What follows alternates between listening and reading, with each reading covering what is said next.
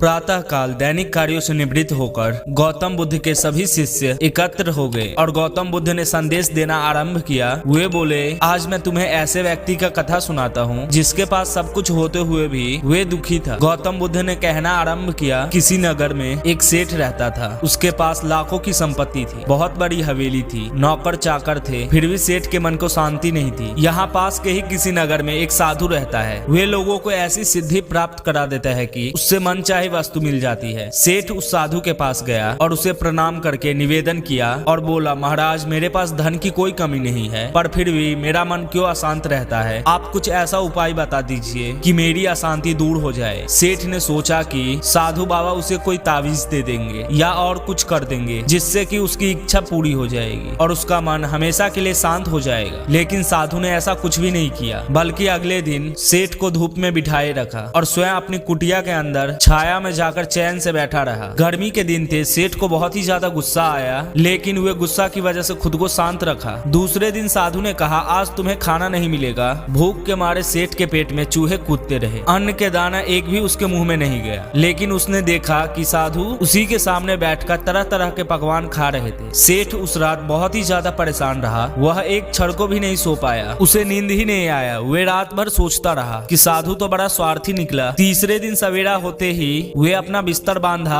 और चलने को तैयार हो गया। तभी साधु बाबा उसके सामने आकर खड़े हो गए और बोले, सेठ क्या हुआ। सेठ ने कहा, मैं यहाँ आपके पास बड़ी आशा लेकर आया था, लेकिन मुझे यहाँ कुछ भी नहीं मिला। उल्टी मुझे ऐसी मुसीबतें उठानी पड़ी जो मैंने अपने जीवन में कभी नहीं उठाया था, इसलिए मैं जा रहा हूँ। साधु हंसकर बोला, मैंने तुम्हें इतना कुछ दिया पर तूने कुछ भी नहीं दिया। सेठ ने आश्चर्य के भाव से साधु की ओर देखा और बोला, आपने तो मुझे कुछ भी नहीं दिया। साधु ने कहा, सेठ जब मैंने तुम्हें पहले दिन धूप में बिठाया और स्वयं छाया में बैठा रहा, तब मैंने तुम्हें बताया कि मेरी छाया तेरे काम नहीं आ सकती। जब मेरी बात तेरी समझ में नहीं आई तो दूसरे दिन मैंने तुम्हें भूखा रखा और स्वयं खूब अच्छी तरह से खाया। उससे मैंने तुम्हें समझाया कि मेरे खा लेने से तेरा पेट नहीं भरता। सेठ याद रख, मेरी प्रार्थना से तुम्हें सिद्धि नहीं मिलेगी। तूने अपना धन अपनी मेहनत से कमाया है और शांति भी तुम्हें अपनी पुरुषार्थ और अपनी साधना से ही मिलेगी। सेठ की आंखें खुल गई, अब उसे अपनी मंजिल तक पहुंचने का रास्ता मिल गया था। सेठ साधु के प्रति आभार व्यक्त करते हुए वह अपने घर लौट आया।